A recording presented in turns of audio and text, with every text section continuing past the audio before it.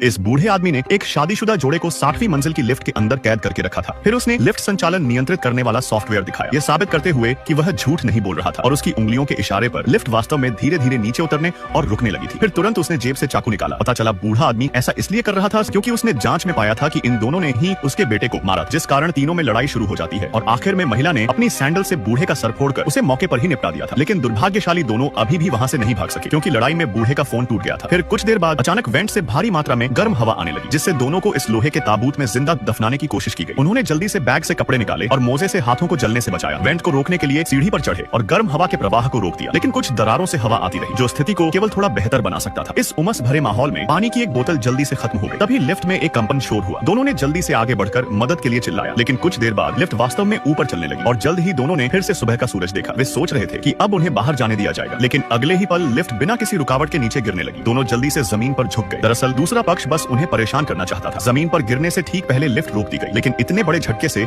न सिर्फ tempered glass टूट गया बल्कि पति पत्नी भी प्रतिक्रिया के कारण घायल हो गए। गुस्से में आकर आदमी ने च्युइंगम से कैमरे को पूरी तरह से ढक दिया और तुरंत जमीन से खंजर उठाकर पूरी ताकत से लिफ्ट के बोर्ड को तोड़ दिया, इस उम्मीद में कि दूसरे पक्ष को लिफ्ट नियंत्रित करने से रोक सके। लेकिन उसने पाया कि सर्किट बोर्ड बहुत जटिल था। उसने इसे नष्ट करने की हिम्मत नहीं की। डर था कि लिफ्ट पूरी तरह से नियंत्रण खो देगी और दोनों को मार देगी। ठीक इसी समय लिफ्ट का दरवाजा अचानक खुल गया और एक पानी का पाइप दरार से अंदर डाला गया। अचानक हमले में दोनों तुरंत जमीन पर गिर गए। शुरू में उन्हें समझ नहीं आया कि क्या हो रहा है और मौका देखकर प्यास बुझाने के लिए पागलों की तरह पानी पीने लगे। लेकिन जब दरवाजा न खुला और न बंद हुआ और लिफ्ट में पानी धीरे धीरे जमा होने लगा, तब दोनों को एहसास हुआ कि कुछ गड़बड़ है। उन्होंने मिलकर पानी को रोकने की कोशिश की, लेकिन बहाव बहुत अधिक था। जैसे जैसे पानी का स्तर बढ़ता गया, उनका जीवित रहने का स्थान छोटा होता गया। अपनी पत्नी को तेजी से सांस लेते देखकर पति समझ गया कि अब इंतजार नहीं कर सकते। उसने सांस रोकी और नीचे डुबकी लगाई और कांच पर पहले से मौजूद टूटे हिस्से को ढूंढ लिया और मुट्ठी से दरार पर जोर जोर से प्रहार एक बड़ा छेद बना दिया, जिससे वे बिना किसी नुकसान के इस संकट से बच निकले थे। लेकिन निचली मंजिल पर सुरक्षा जाल होने के कारण खिड़की तोड़ने के बावजूद वे बच नहीं सकते थे। पूरी तरह निराश महिला ने कैमरे के सामने अपना अपराध स्वीकार करने का फैसला किया। दरअसल उस रात नशे में होकर उसने वाकई बूढ़े आदमी के बेटे को ठोक दिया था और उस समय उसका पति गहरी नींद में था। उसे बिल्कुल नहीं पता था कि क्या हुआ। हालांकि महिला वाकई गाड़ी से उतरकर मदद करना चाहती थी, लेकिन जेल जाने के डर से वो गाड़ी चलाकर भाग गई। जल्द ही लिफ्ट फिर से चलने लगी और इस बार वह वाकई पहली मंजिल पर रुक गई। बाहर के दरवाजे पर रोशनी वाले लॉबी को देखते हुए आदमी जानता था कि रहस्यमयी व्यक्ति के इरादे अच्छे नहीं है। उसने पत्नी को लिफ्ट में ही रहने को कहा और खुद सावधानी से बाहर जाकर देखने लगा, लेकिन अगले ही पल रहस्यमयी व्यक्ति ने आदमी को मार डाला और तुरंत महिला के पास आकर उसे भी ऊपर पहुंचा दिया।